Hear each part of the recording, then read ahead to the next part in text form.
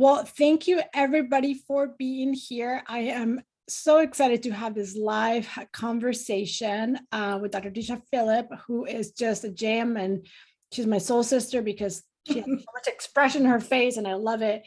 And so we're gonna get started. So I always try to have a little music because it makes me excited and inspired, and have the rights to the song, so nobody's gonna arrest me. But we're gonna start with a little music, kind of get us into the mood, and then we'll get started and just really talk about really just some good wisdom for today. So enjoy.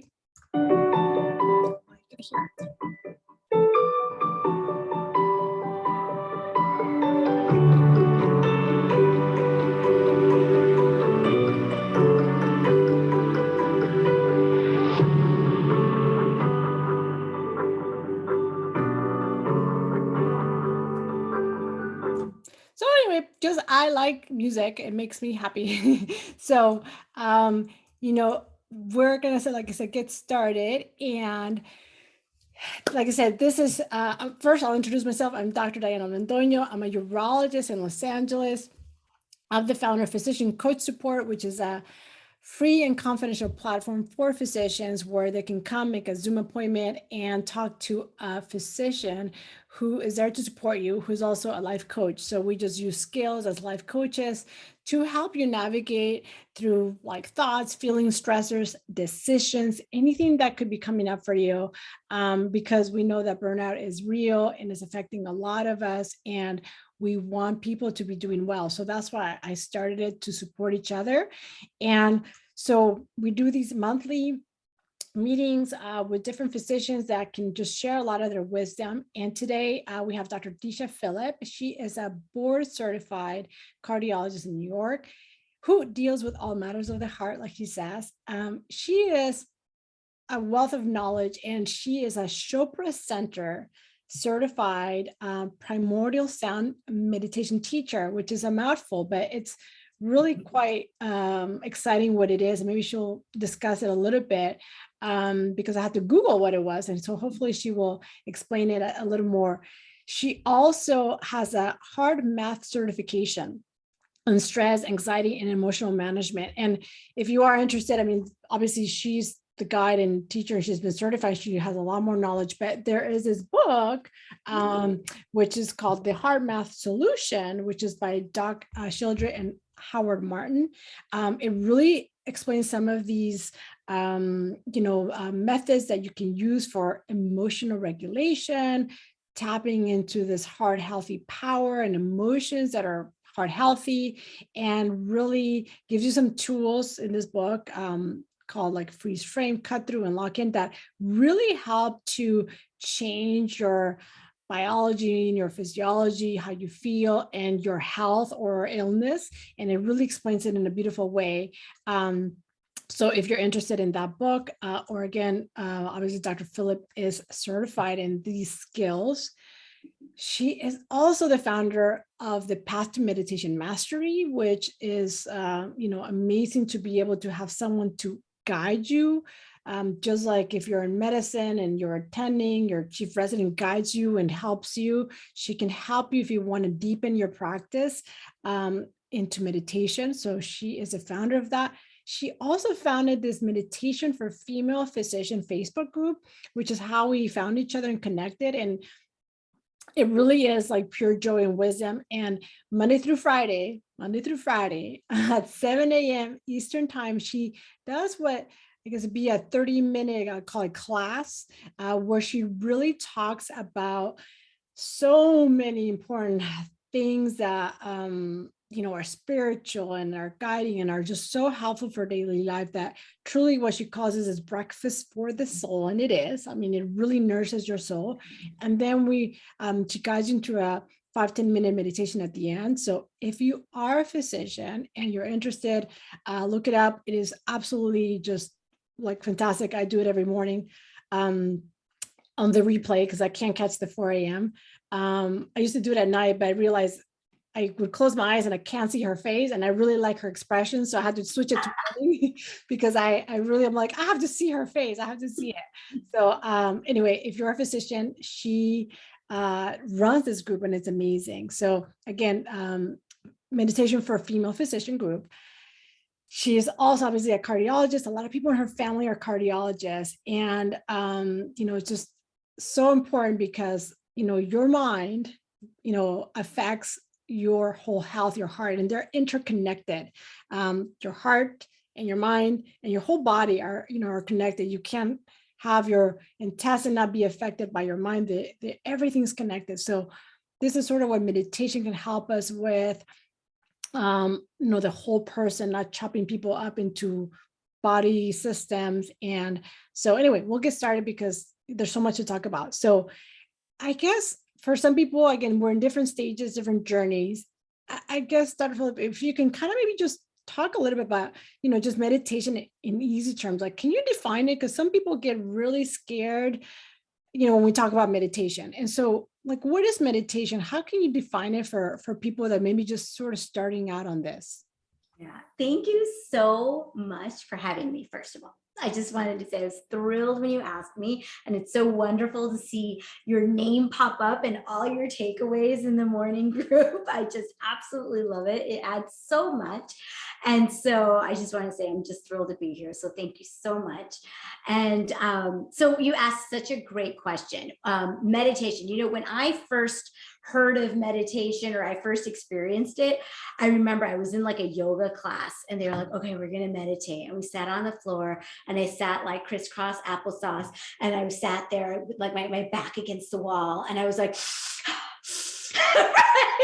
it was hilarious because by the end of it, my shoulders were up to here and they kept telling me to clear my mind. And I was like, yeah, you do it, it was like, there's no way it was going to happen. So first of all, what I want to say is meditation is not about clearing your mind. Okay. Just like you can't order your kidneys to stop making pee, and just like you can't order your gut to stop digesting food, right? Like we cannot shut off our minds. So it's almost helpful to describe what it is not before we describe what it really is. So, it's not about stopping your thoughts. It's not about, making your mind go blank. And I have so many patients who come in and tell me, oh my, I can't stop thinking. I can't stop thinking. I can't sleep because my mind is racing like all the time. So it's not about that. And so what is meditation? Meditation is taking the time out of your day. And you know what? You can even do, it doesn't have to be with your eyes closed necessarily, but what I teach with primordial sound is an eyes closed meditation, which is mantra based. And so what it is you're going back and forth in your head with looking at your thoughts and coming back to your mantra. And we give in the Path to Meditation Mastery and Primordial Sound a personalized meditation mantra based on the date, time, and place of your birth. So it's supposed to really bring you back to that time when you were a soul. Like you're always a soul, right? We are soul, we are spiritual beings having a human experience, right? And so really getting back to that place when you were born. And so that mantra is something that you use. It doesn't have any significant meaning, but it's just a tool to help you look at your thoughts, and then you go back and forth between the mantra and your thoughts. And so when you do that, I mean, maybe this is a little deep. I should probably back up even more. But basically, when we have thoughts going all the time in our head, right? Like you get up and you're like, I got to get up. I got to take a shower. I got to get the kids ready for school. I got to get my clothes on. I got to brush my teeth, right? There's all these thoughts. They're just like nonstop going. But if you took, say it was on a movie screen and you slowed the whole thing down and put it into slow motion, you would see that in between, I gotta get up and I gotta brush my teeth, in between those thoughts is a space. And usually we're thinking so quickly, And so fast, we don't recognize that there's a space. But in that space is the opportunity and the potential for any other thought to come. And so it can be, I gotta get up. So I gotta get up. I wonder if I paid the phone bill. I gotta take a shower. I wonder what we're gonna have for dinner. I better call the restaurant. I gotta get the kids ready, right? So if you really slowed it down, there's that potential, right? Deepak Chopra talks about in the realm of infinite possibilities. Mm-hmm. And so when we start meditating, there's so many things that can start happening in your life. But I will tell you that the benefits of meditation come outside of the practice. It doesn't come during. You're not looking for special experience. I mean, some people have experiences, but you're not looking for like psychedelic lights. You're not looking for, apparitions or like anything like that. Some people have experiences, but it's really the benefits of meditation actually come outside of the practice. And in this day and age, when we are constantly going, we are in this state of constant fight or flight, right? Which is a natural response that all of us have, which is normal. And we need it, right? We need it as a survival instinct. But we also in our body have that relaxation response, which is natural, which we, every single one of us has inside of us to help calm the nervous system down. It's just that we've forgotten how to turn it on. And so we're in this, next thing you know, you and I are seeing patients who have been in perpetual fight or flight response for 365 days a year for decades at a time. And now they have major chronic issues and disease.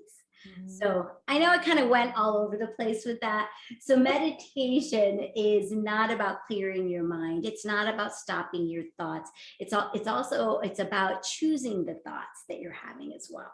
So, but I think that's a great sort of explanation. One, there's a few things that I think I get away from this that are really important, and it's a space. I mean, it really is a space to pause. And again, we don't pause, we just go, and especially in medicine, and we just get all this data and then try to spit it out and go. But it really is a space. And then in that space, we learn to pause, and again, to counter that cortisol, that fight and flight, and then start with that parasympathetic. And the way that it's done parasympathetic is many ways, it could be top down sort of thoughts, and or with the breath.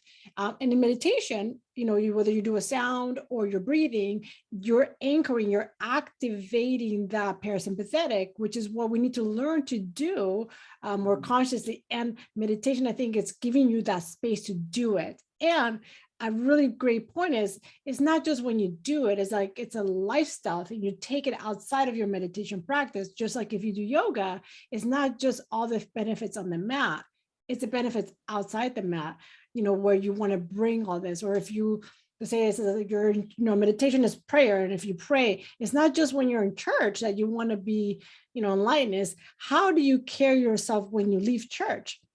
That's where the proof of the pudding is like, how do you conduct yourself? Are you loving? Are you, joyful outside of the 2 hours that you are at church? This is the same. This is your church, your meditation time, to really get something from that, relax, bring it down, but then use that for the whole day of how you show up, right? I mean, I think that's really important how you explain that. And it's actually effortless, because when you take that time to meditate, you are transforming so much inside of you that you don't have to try even to, you don't have to effort throughout your day to feel the benefits of it. You'll just notice it. Like you'll start, like when I started my meditation practice, okay, I started it. I was like, all right, you know what? Like the whole reason that I started it was because I was a little bit in the situation what you and I were just talking about, having 2 young kids, one sleep training, nursing another, working 70 hours a week, being the primary breadwinner of my family. Like it was insanity. And my clinic manager came into my office one day, closed the door behind him, and was like, Doc, what's going on with you? You look like your mind's going a million miles a minute. And I was like, like they found me out. I was like, oh my God, they can tell. Oh my gosh. And like I came home that day and I told my husband and he handed me my breast pump. He was like, go to the hotel. You need 8 hours of sleep, do your pumping, do whatever it is that you got to do, and then go to your 7 a.m. meeting. You need to sleep, you need to rest. And I was like, yeah, I do, because I haven't had 8 hours of nonstop sleep and I don't know how long, right? Correct. I often tell people, being a parent was harder than any residency or fellowship training that I've ever done. Yeah, Because the sleep deprivation is real. And like when you're tired, you're pumping and breastfeeding. And even if you're not, it's a lot of work. I mean, it's no joke. Exactly. So And so much even when energy. even when we were in training, like we might work 30 hours in a row, but we could come home and crash if you didn't have kids. Yeah. God help you if you had kids in residency. If you were one of those, oh my goodness. Props to you. I bow down to you. But anyways, so but once I started meditating, so the thing that was what was happening for me at that time before I was meditating was like I was so I was irritated all the time. I'd come home from work and I'd be like, why are the kids on their iPad? Why wasn't this done? Why wasn't that done? And I was and my husband would look at me and be like, why don't you just like go somewhere else? Like, no, I wasn't welcome in my family because I was being the drill sergeant. I was being mean. I was being not who I wanted to be. I wasn't showing up the way I wanted to be. I hated going to work, coming home. It was just like, I felt like the weight of the world was on me. And once I started meditating, I would take 20 minutes in the morning before I went to work. I started noticing that I could get my notes done faster in the office. Oh, wow. Nice benefit. Yeah. And so we always say, meditation helps you do less and accomplish more. Efficiency. That is going to go for the type A people, Yeah. right? That's going to hook you. Exactly. And then when the other thing I would do is I would sit in my car before I came into my home. So I'd like park the car in the driveway or in the garage and I'd sit for 20 minutes and I would meditate. And then I would go into the house. And the whole entire energy of the home was different. Absolutely. And the kids would run up to me and give me a hug and be like, mommy, mommy, mommy. They're so excited to see me. We'd be able to have a meal together. We could do bedtime and bath time without screaming and yelling. And literally my whole life started to transform. And I was like, okay, this is the real deal. This is so important. And I need to start telling my patients about it. And so it took me a while because I was looking for teachers to teach meditation in Duluth, Minnesota. I was director of cardiac rehab there and I couldn't find anybody. And I was like, that means I have to somehow figure out how to teach people. And by divine guidance, by, whatever the vortex was, I got the opportunity to learn to become a primordial style meditation teacher. And then I brought it to the patients in cardiac rehab, patients who had suffered, cardiac arrest, bypass surgery, stenting, heart attacks, and they're there for 3 months to recuperate. And I would have, I would meet with every single patient and we would talk about how, like, yes, diet is so important, taking your medicines is so important, making sure that they're exercising. I'd give exercise prescriptions for everyone. But what I noticed that I was missing was this piece. Like, here's somebody survived sudden cardiac death, died and came back to life. And now they're perseverating and upset and stressed out about their bills and irritated with their wife. Seriously? Like, I was like, you died and came back to life. Like, this is what you're upset about? And I was like, all right, hold on. We need to regroup. We need to get grateful. And we need to really turn off that fight or flight. Yeah. We need to bring it back down. And for the people that like studies and research, I mean, there's so much research. And even if you, like, so that book, I talked about the hard math solution, but it's stuff that you have been trained in. I mean, the studies show that people, especially in cardiac rehab, even cancer, who does better, who does well, people that are either spiritual or, again, prayer is a type of meditation. So concentrated meditation. People But that you know what? pray. Uh-huh. I just want to interrupt you for a Yeah. second. Because what I always teach too is that prayer is talking to Oh, God, yes. Yes. and meditation is listening. Yeah, Is yeah, that's that. I love. I learned that from you too, and I love that because it's true. You pray and you ask, but in meditation you listen because you're quiet in the mind to listen to the answers. So you need that part. And the studies are showing that people that do meditate are doing better. And a lot of the things that you learn in meditation and you get from is the awareness of your thoughts, being more of a driver of the thoughts, not just letting them happen and thinking that all the circumstances are causing your thoughts, but it's really the perception of the circumstances. And stress is defined as like the perception of the circumstance, because exactly. we could all perceive that same circumstance in a terrible way or in a different way. And something to focus on, things that you learn, is all these things that are going to help your heart and your health, which is gratitude, appreciation, love, non-judgment, all these like warm fuzzy things, but they really do have so much impact in your life. And as you said, even when your kids would come to greet you, and they say like kids or animals can feel this energy, especially even if your kids are very sensitive to energies and moods, they will either repel and kind of fight against you because they're fighting that bad energy you're coming in, or they will embrace it. And the whole room is so much different.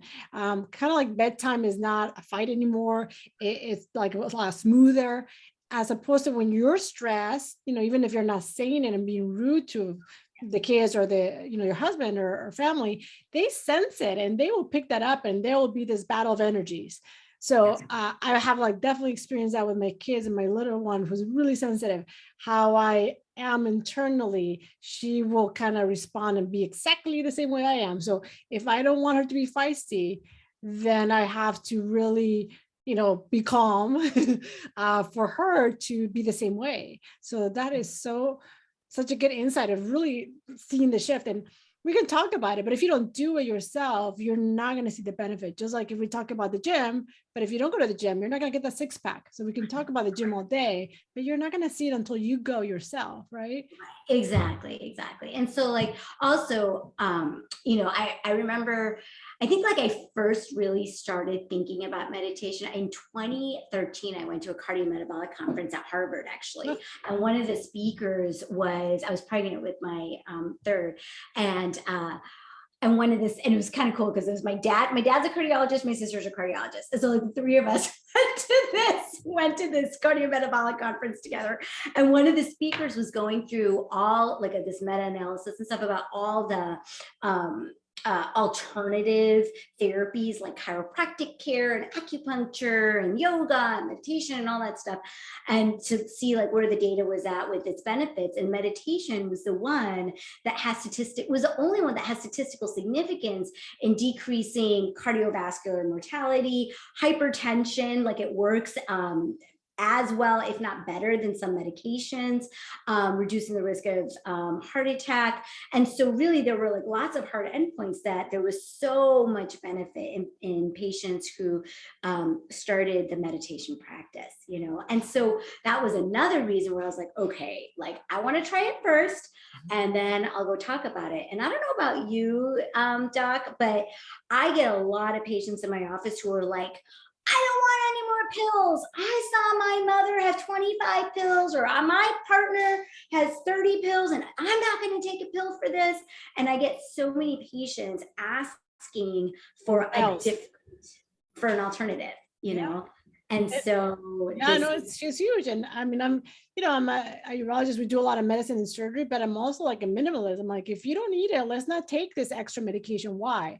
Some of it for us are quality of life ones, but even so, I'm like, if we can address the issue with that medication, let's do that. Because I don't want to add more. Polypharmacy is a problem. Like too many medications in elderly is a problem. So we don't want to add more. So and even in virology, I mean, a lot of what I do deals with the mind. People don't think it, but overactive bladder. So I'm like, do we give you the medication, or do we deal with the thoughts, the stress, the anxiety that is causing all that stress hormones to go all over your body, including your bladder, and causing overactive bladder. So, we got to deal with both. And if you don't want meds, let's deal with this. And that's going to help anyway, your high blood pressure, like you mentioned. It's going to help your like grinding of your teeth. It's going to help your gastritis. It's going to help everything. So mind is so important and we got to deal with it. So I do a lot of talking about stress management and gratitude journaling and for my patients that are stressed out and is causing so many issues. And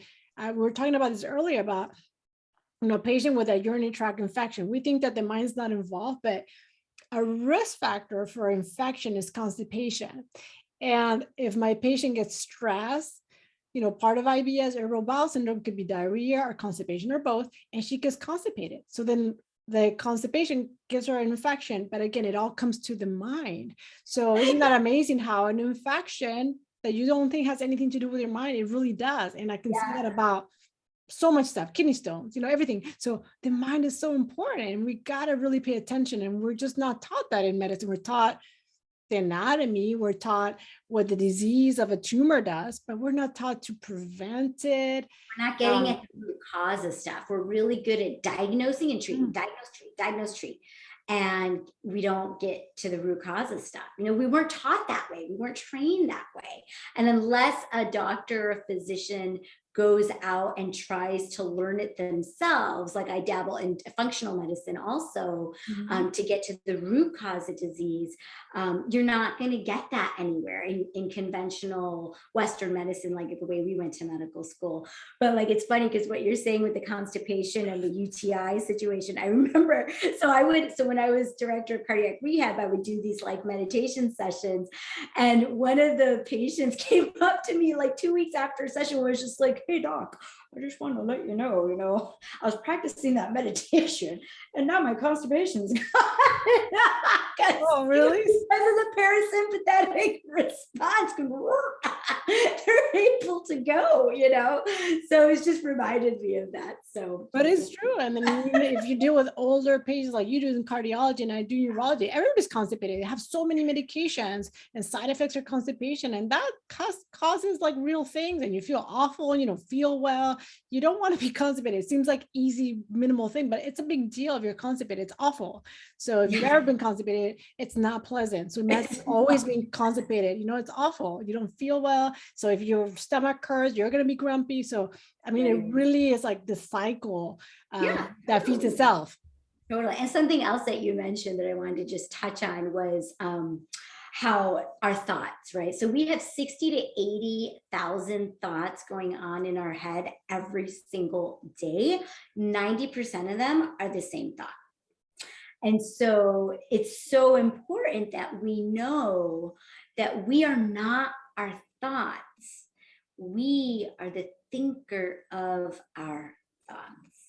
And so we can choose them. We can choose them. The thoughts aren't happening to us. Oftentimes we think that they are, but they're not.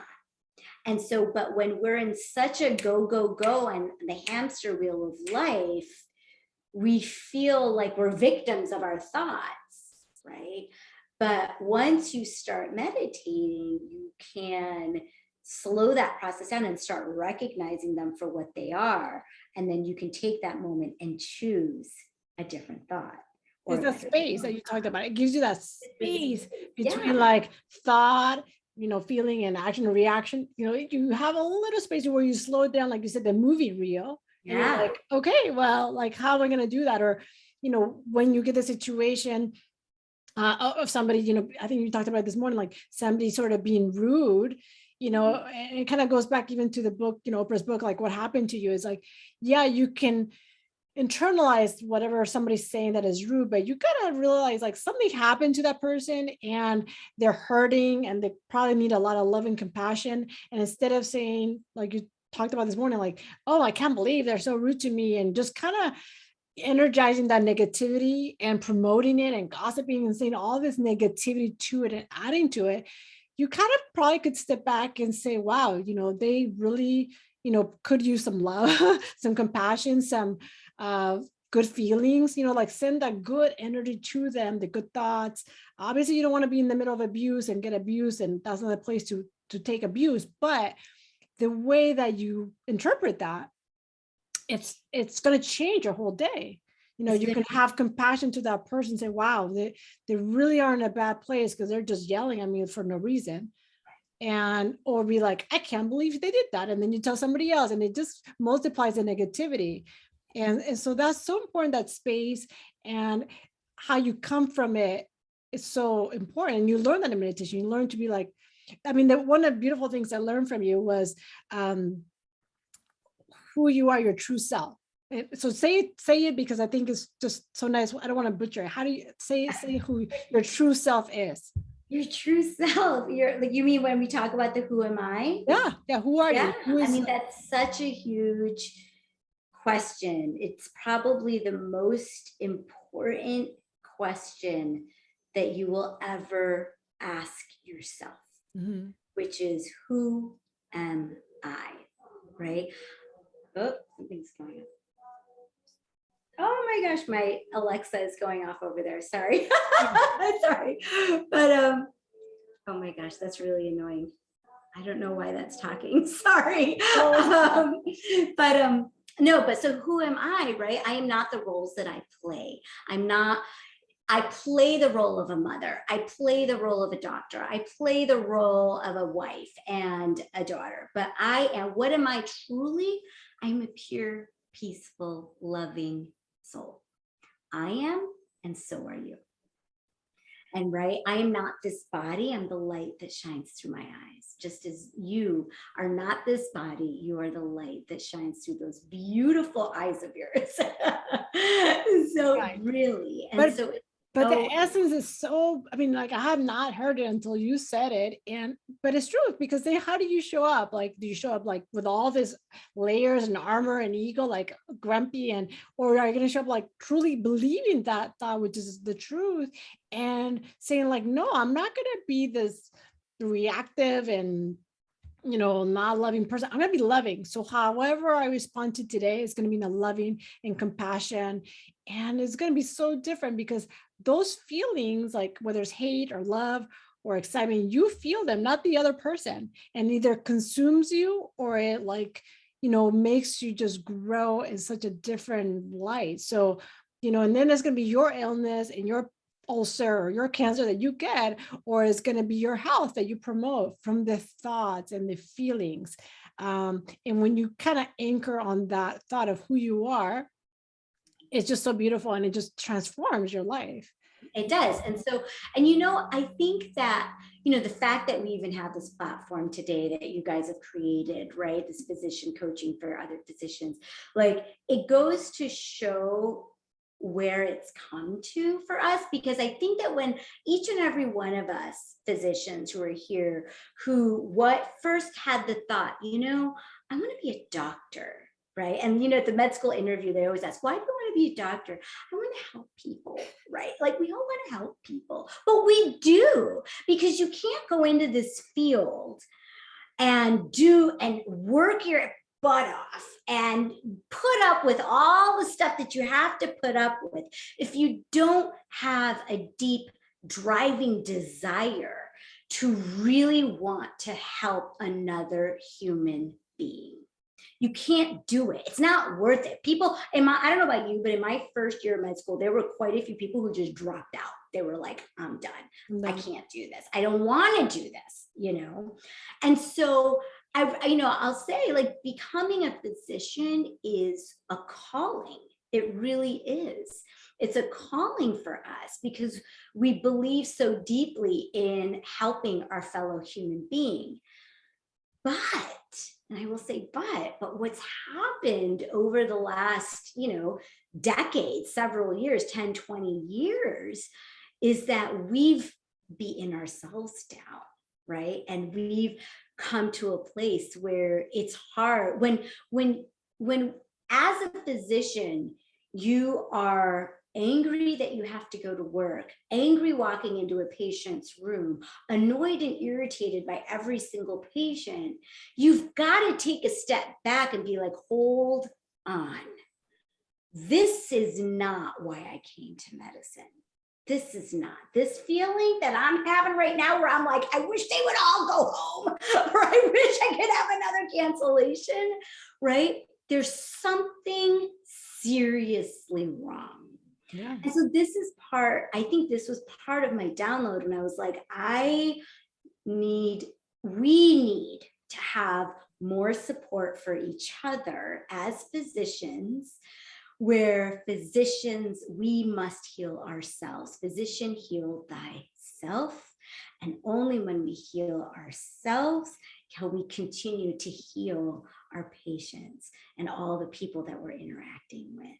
And there's So so many that's why people we're because here. each physician touches what? Say your panel's 3,000 patients. That's 3,000 patients that one physician touches. So how you are to them, you're not listening. You're like, making mistakes because you're burned out and you're annoyed and you're like, oh my God, another one. And like, oh, great. When you're like that, then like, the care is terrible. You miss stuff. And it's just awful to go to a doctor who like does not care. The stuff like matters.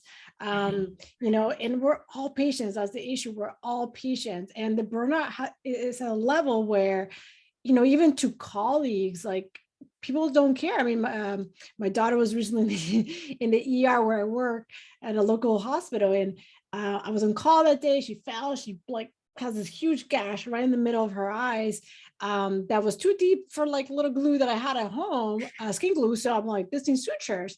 And when you go and when the ER docs and the hospital you work are like, yeah, I'm going to be leaving in 20 minutes. And the next guy will do it. And the next guy's like, maybe the PA will do it. I don't really suture. And, they really like could have cared peanuts what happened. And, my daughter's face is going to heal, and even though it looks really terrible right now, but it'll heal.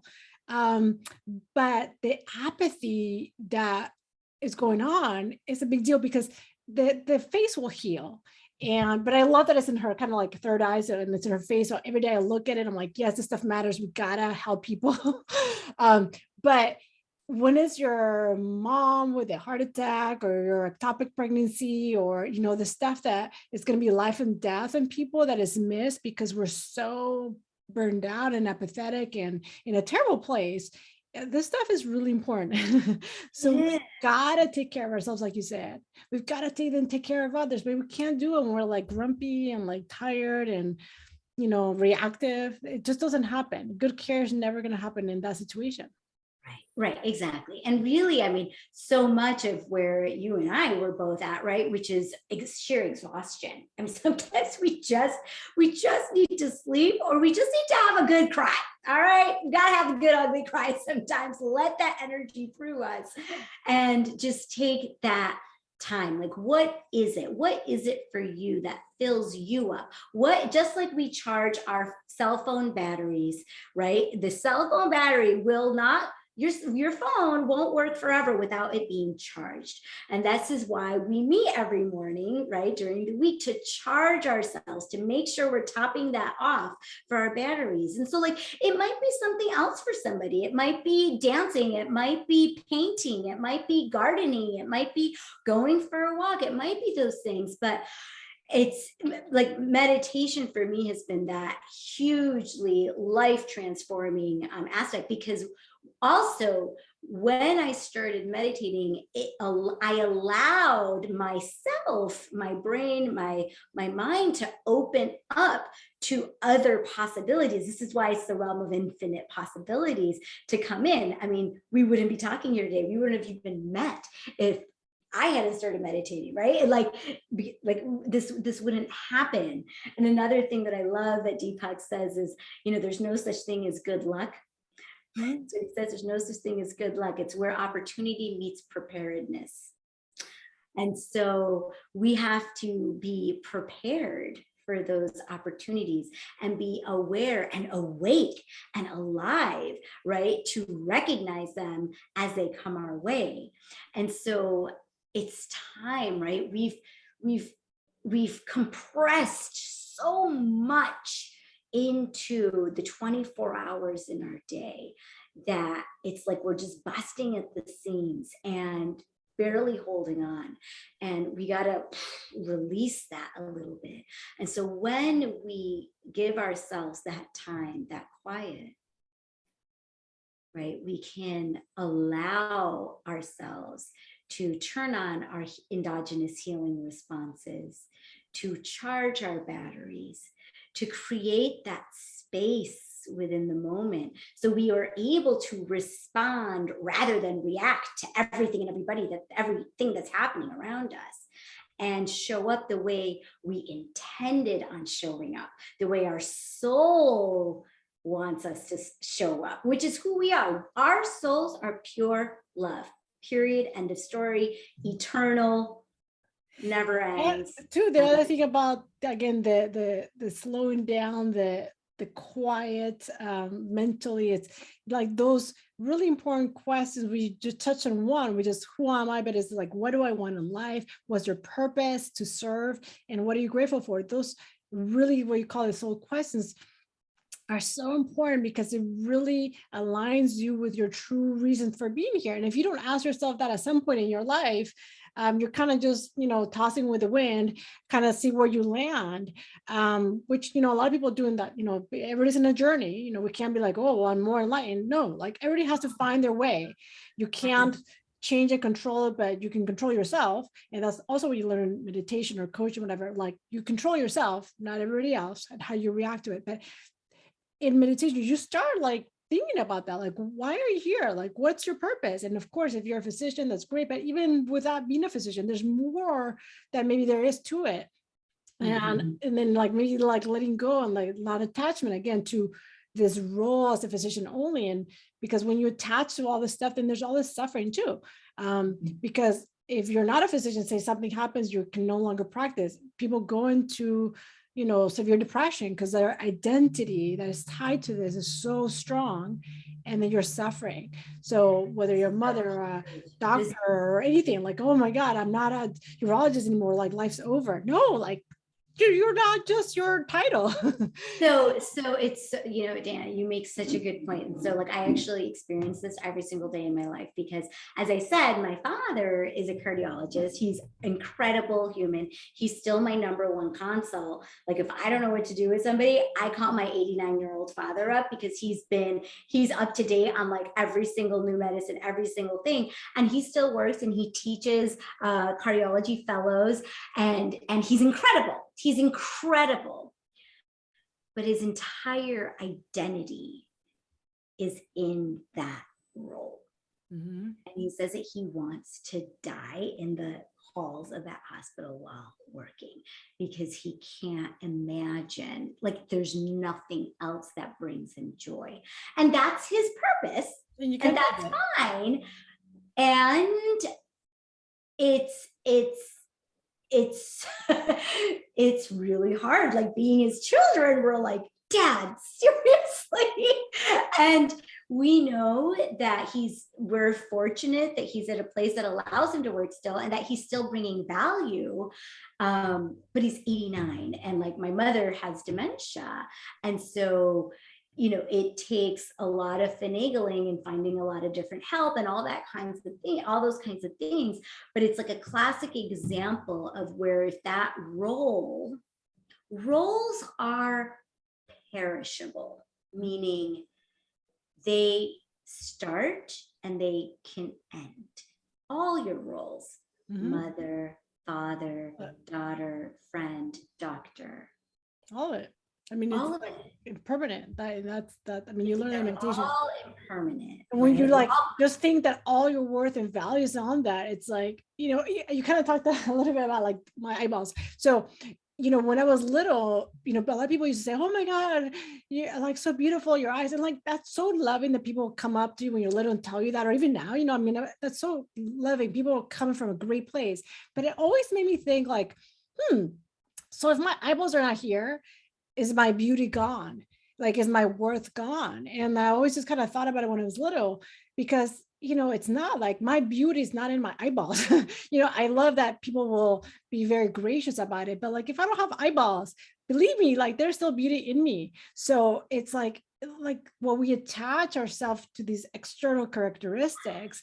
Like your body's just a vehicle to do the work, but it just helps you to get there. That's why, again, we want to keep the health. So whatever your purpose that you ask yourself in these soul questions, you can do it so much longer because you're healthy and you're not in dialysis, or all these other places are going to limit the time and the energy you can put in your life's purpose.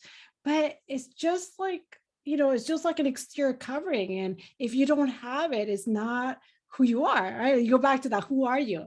And without eyeballs, there's still beauty, there's still love. It has nothing to do with like my identity, right? So Absolutely, absolutely. And this is something, I mean, huge in parenting, for those of you who are parents, right? When they're teaching, my older daughter was, she was kind of challenging.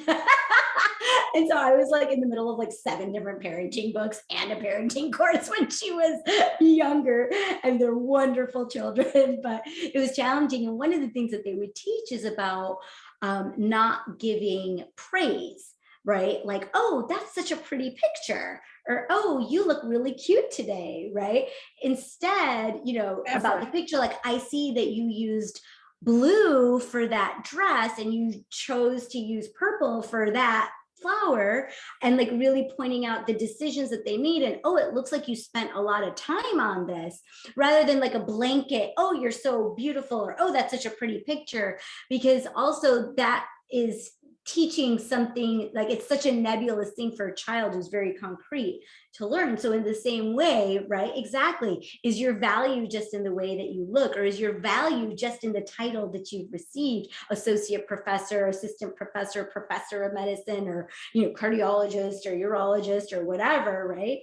And like so many of us, though, for so much of our lives, like I know for myself, from teenage years onward, like I knew I wanted to be a doctor, and it was like, I want to be a doctor, I want to be a doctor. And then when I decided I wanted to be a cardiologist, I want to be a cardiologist, and it's all I could think of. It's all I could think of, And then when I was there and I started working, okay, I'm doing it. And then it's kind of like, wait a second, right? Wait a second. And then life starts happening, right? Marriage, kids, and all this stuff. And then suddenly the thing that you thought brought all the value to you, you start reevaluating those things, and they're and not permanent. Like that, you look may not be any of these titles for many reasons. They may just go away for, like, you have an accident or you have an illness or whatever. So what happens when you're not that title? Then what are you kind of left with in your worth? So those things are just things to like think about. So again, I want to be mindful because we're almost up, and I want to make sure you guide us. So some of the people that are still here can just kind of experience, see what it is, and just get a little peace and time to be able to do a quick meditation that you can guide us. And again, this is just like a little bit of the cherry. There's so much underneath, so much ice cream and good stuff that you can definitely dive deeper with Dr. Philip. And how can people really find you? I mean, people are interested in more, learning more about meditation or the path to mastery, or your how do people find you? So wonderful. This is the first place where I'm announcing that I'm going to be doing a live training. So it's going to be a master class. And so I can put the in the chat, I'll put the registration link if you guys want to sign up. It's going to be on April 24th, 8 p.m. Eastern. So that's a Sunday evening. And it'll be like a 1-hour master class. And we'll talk about all of this stuff, and then also give you the opportunity to sign into the Path to Meditation Mastery course, where we dive deeper and where you can get more one-on-one help and coaching and guidance on deepening your meditation practice. So it's Disha Philip, DISHA .click/live-training-1. So I'm going to put that, should work. If you're on Facebook, you can find me, you can friend me on Disha M. Philip. You can friend me there. And you can also look for Meditation for Female Physicians group. And I actually have a group for non-physicians, like non-medical, just like anybody, all comers, patients, called the Heart-Centered Living Group, Natural Antidotes to Stress. So, and if you want a guide, I can give you this too. This is a free guide, dishaphillip.click/guide. There's like a free 5-minute download, heart coherence download, and it invites non-physicians, it invites them into the heart-centered living group, natural antidotes to stress. So if you have patients, or anybody else really who's looking for this kind of guidance, they can go there too. Perfect. Right? Yeah, I'll put that in the notes. And this also will be up in our website, Physician Code Support. You can watch it anytime if you want to go back to it. Next month, we'll also be having another physician talk about movement and how they'll incorporate. So, every month we have something, but go on the site because they will have these links as well. If you forget them or didn't get the name, you can again watch and share it. But yeah, let's go ahead. And then if you can guide us, Dr. Phillip, we'll use the last a few minutes here to just kind of get a little taste of it. Hopefully let your mind rest and get some of this good stuff we've been talking. You bet. So we'll finish that off. I also just added my email address. So if you're interested in one-on-one coaching or anything like that, you can always just email me and or any questions. And that's Disha at dishaphillip.com. Yep. Yep. Awesome. So, all right. So let's go ahead and get comfortable wherever you're sitting. And you can close your eyes and visualize your heart in the center of your chest. I like to visualize it with 2 nostrils, one in the right ventricle, one on the left. And go ahead and take a deep breath into your heart.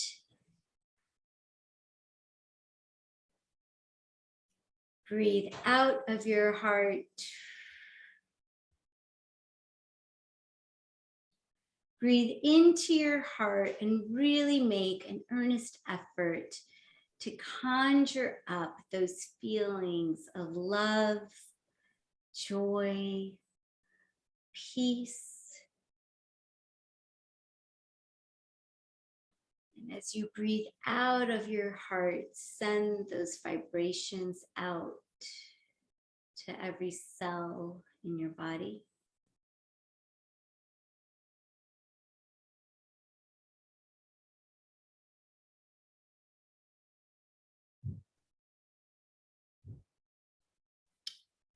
And we'll begin by asking ourselves the 4 soul questions. Question 1. Who am I? Who am I?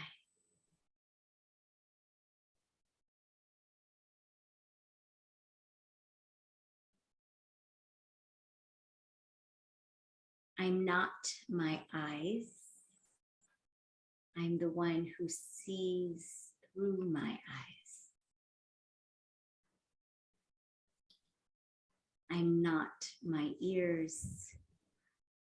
I'm the one that hears and listens through the ears.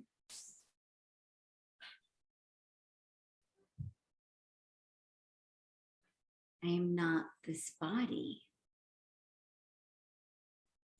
I'm the one that uses this body to fulfill all my actions and desires.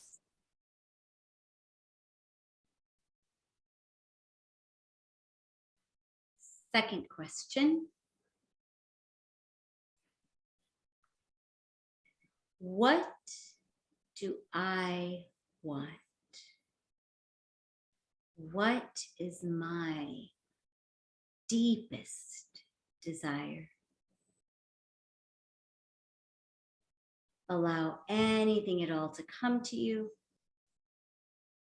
in the form of a sensation, image, feeling, or thought.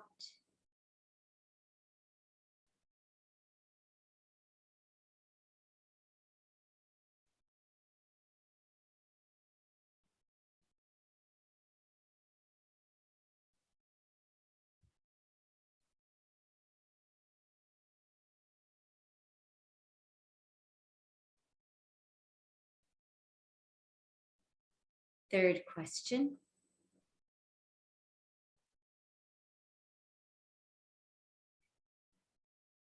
What is my purpose? How can I serve myself and others?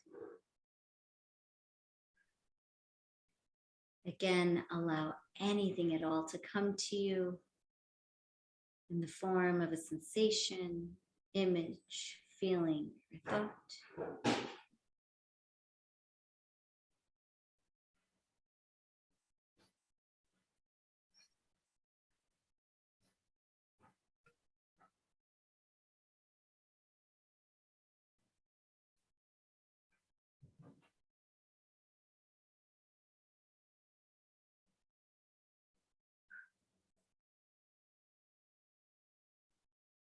Fourth question.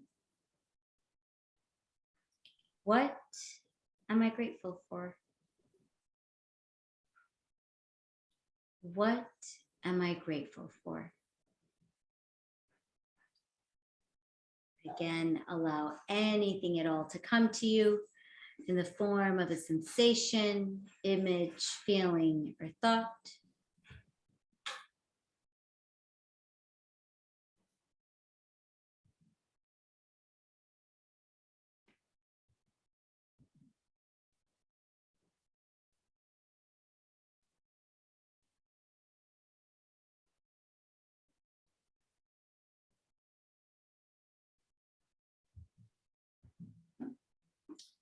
And when you're ready, you can slowly open your eyes, wiggle your fingers and toes.